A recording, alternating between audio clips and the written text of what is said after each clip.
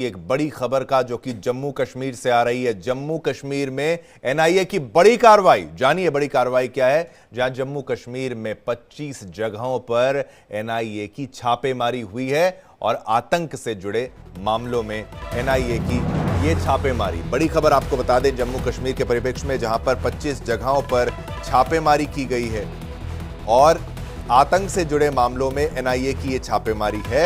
जहां पर उत्तर, मध्य और दक्षिण कश्मीर में एनआईए का छापा है। जहां पुलवामा, कुपवाड़ा, शोपियां में एनआईए की ये रेड है, एनआईए की ये छापेमारी है और आतंक से जुड़े मामलों में एनआईए की ये छापेमारी है। यानी कि अब आतंकवाद को देश से हटाने का प्रण ले लिया गया है कि अब कोई आतंकी देश में ना बचे, ना कोई गद्दार बचे। अब उसी की तर्ज पर आतंक से जुड़े मामलों में एनआईए की छापेमारी, जहां पर उत्तर, मध्य और दक्षिण कश्मीर में एनआईए का छापा, पुलवामा, कुपवाड़ा, शोपियां में एनआईए की ये रेड है। तो जम्मू कश्मीर में कुल 32 जगहों पर ये रेड है और ये छापेमारी है।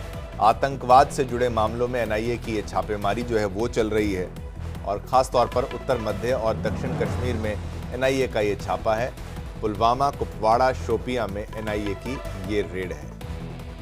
ये बड़ी खबर आपको बता दें, जहां पर जम्मू कश्मीर की ये खबर है, जहां एनआईए की रेड जो है वो हो रही है, वो हुई है, जहां पर कई स्थानों पर आतंकवाद से कनेक्शन के चलते जिन पर शक था उनको उस इलाके में छापेमारी देखी गई है। इसी पर और जानकारी देने के लिए हमारे साथ रमन सैनी और नासिर हमारे साथ जुड़ चुके हैं।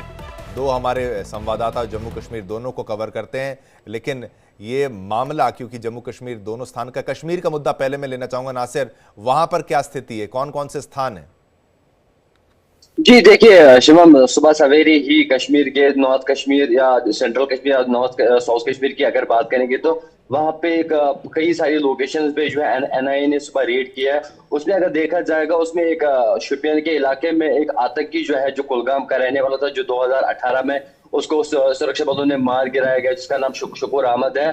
2016 में उन्होंने लश्कर तैयबा टेररिस्ट ऑर्गेनाइजेशन ज्वाइन किया। उसके बाद डिविजनल कमांडर का पद संभाला हुआ था कुलगाम के, और मोस्ट वांटेड टेररिस्ट लिस्ट में जो है वो शुक्र अहमद था। और 2018 में उसको सुरक्षा बलों ने एक पाकिस्तानी के साथ जो है ढेर किया, और आतंकी के साथ। उसके बाद हमने देखा आज उसके घर पे भी छापेमारी हुई और कई सारे मकानों में जो ओजीडब्ल्यू से लिंक्ड है या जिनका पहले से ही टेरर ऑर्गेनाइजेशन से कोई कनेक्शन है, उनके घर पे छापेमारी की और वहां पे जो है इलेक्ट्रॉनिक डिवाइसेस के साथ साथ कुछ ऐसे डॉक्यूमेंट जो है बरामद किए गए, जिससे साफ लगता है कि अभी भी इनमें से कुछ लोग हैं जो अभी भी आतंकियों के संगठनों में जिनके साथ अभी भी कनेक्शन है, उनके घर पे छापेमारी से पहले हमने देखा कि लगातार एसआईए की तरफ से भी कई सारे मकानों में या जो ओजीडब्ल्यू के हैं या जो टेररिस्ट है उन पे शिकंजा कसा गया। पहलगाम घटना के बाद आतंकी संगठनों को जो है मेजर सेटबैक मिला, जहां पे 2 मुठभेड़ भी हमें देखने को मिली। उसके साथ साथ ओजीडब्ल्यू टेरर एसोसिएटेड जितने भी हैं जम्मू कश्मीर घाटी में, उन पे छापेमारी की और कई सारे ओजीडब्ल्यूज को जो है पीएसए के तहत ही बांधते हैं। उसमें सबसे ज्यादा जो ओजीडब्ल्यूज है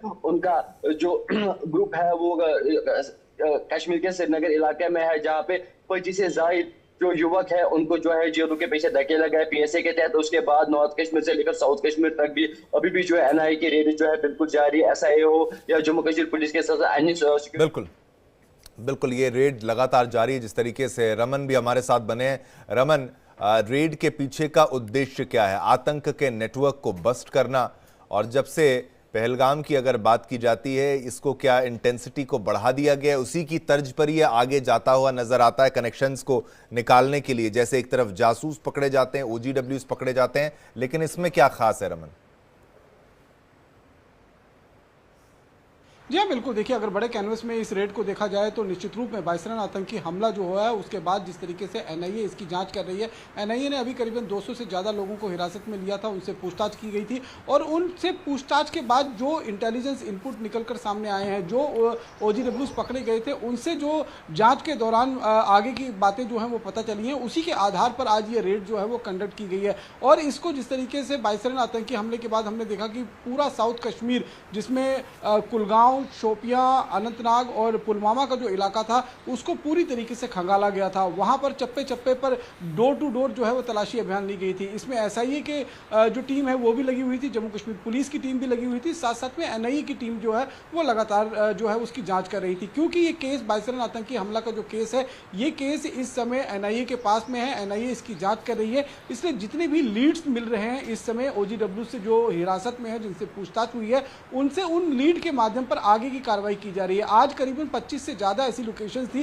जो नॉर्थ कश्मीर, साउथ कश्मीर और सेंट्रल कश्मीर के साथ साथ में जम्मू का जो कठुआ का इलाका है वहां पर रेड की गई थी। क्योंकि कठुआ से ही आतंकी जो है वो लगातार घुसपैठ कर कर कश्मीर घाटी या फिर जम्मू के अलग अलग हिस्सों में दाखिल होने का प्रयास कर रहे हैं। और वहां पर भी एक ओजीडब्ल्यू का नेटवर्क था जो पिछले कुछ टेरर इंसिडेंट्स के अंदर शामिल था और उसको बाकायदा जम्मू कश्मीर पुलिस और एनआईए की तरफ से गिरफ्तार किया गया था, उससे भी पूछताछ की गई थी। तो दरअसल जो आतंकी नेटवर्क इस समय कश्मीर घाटी के अंदर, कश्मीर घाटी के रहने वाले लोग हैं लेकिन कहीं ना कहीं ऑपरेट कर रहे हैं सीमा के उस पार से, आतंकी हैंडलर बनकर, आतंकी मोटिवेटर बनकर, आतंकी ट्रेनर बनकर, तो वो आतंकी जम्मू कश्मीर में मौजूद अपना जो लोकल उनका एक कॉन्टैक्ट है उसको इस्तेमाल करते हुए ओजीडब्ल्यू के माध्यम से, या फिर हम इसको कह सकते हैं कि जिस तरीके से स्लीपर सेल के तौर पर जो है यहाँ पर उनको जनरेट किया जाता है और उसके बाद यहाँ आतंकी घटनाओं को अंजाम दिया जाता है। तो जो इकोसिस्टम टेररिज्म का जम्मू कश्मीर के अंदर बना हुआ है उसको पूरी तरीके से ध्वस्त करने की कार्रवाई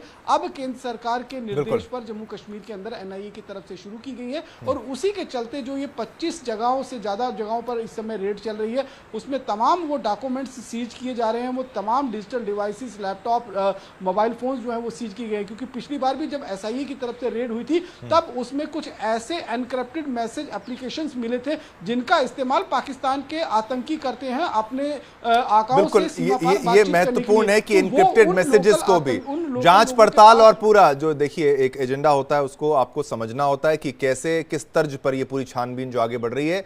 बिल्कुल साफ हमारा एजेंडा है कि आतंकवाद से राहत मिले, आतंकवाद खत्म वहां पर हो जाए।